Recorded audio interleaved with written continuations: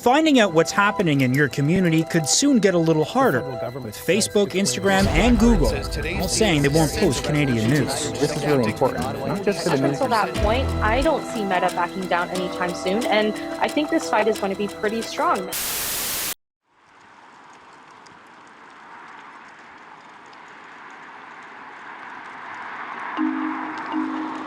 CHCO has been in the community for well over 30 years. We are an independent and hyper-local television station that focuses on rural southwest New Brunswick. So we had about 32,000 followers on Facebook alone.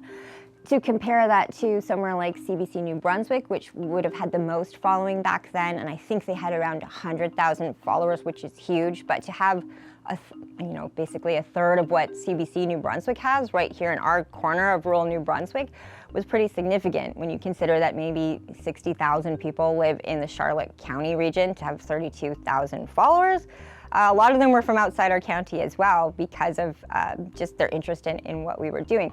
The reason Facebook was so significant to us, though, as an independent station where, a Global or CBC or CTV might be using Facebook to get people to come to their website. We weren't really doing that. We were using Facebook to reach people who didn't have our channel in their home. And where that became really important was in a time of like COVID-19, for instance, when there were daily updates. It looks like we are going into the conference room right now, though.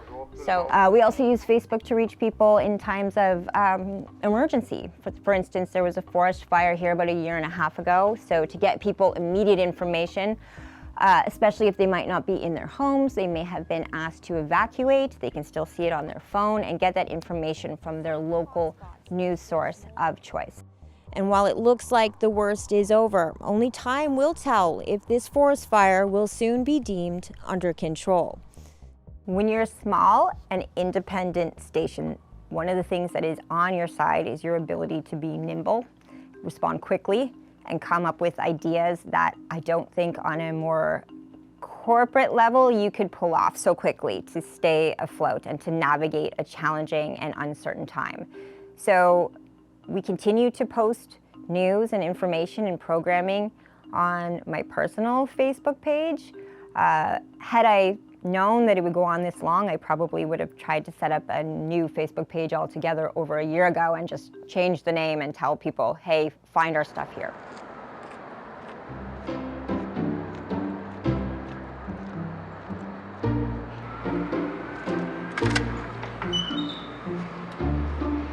Yeah, so the Equinian, it has a little bit of a unique name, so it's not obvious, but it's St. Thomas University student publication. We're a relatively small staff, but we publish weekly. It's not print, and it's online. Yeah, so we had a pretty active Instagram page. I think it was around roughly 1,000 followers, and our student population here is around 1,600. Even if you're not drawing students to your website, you're at least giving them a little bit of news and a little bit of an update of what's going on. And that was huge. I mean, it was a big part of the social media editor's position. We were the Equinian, but we've now recently created the Equinian newsroom. And it's essentially just kind of a workaround for like smaller papers that no one's really going to recognize. And it's just a way to kind of start growing again. The staff's really year to year, so you're not getting like the same people every year that they can work on these problems year over year. And we kind of had, I mean, people aren't looking up our website. They're like, okay, I'm gonna go see what the Equinian has posted today. Like, it's our job to kind of put something on social media or whatever to nudge them towards our website. It's like, it was a kind of a vital stream for our reach to begin with, and like not having that, it impacts us a lot. He has written numerous academic articles and government reports on the internet and law. Please join me in welcoming to the stage Michael Geist. Been quite critical of Bill C-18, but that criticism does not stem from doubts about the importance of a robust, diverse news sector. This legislation was really flawed from day one. The government was wholly dismissive of the risks associated with the legislation. There were any number of people, myself included, who warned them that this was a likely outcome, and they simply didn't want to believe it. They said, take a look at what took place in Australia, where there was similar kind of legislation. They were convinced that at the end of the day, the large tech platforms would simply back down and they would pay.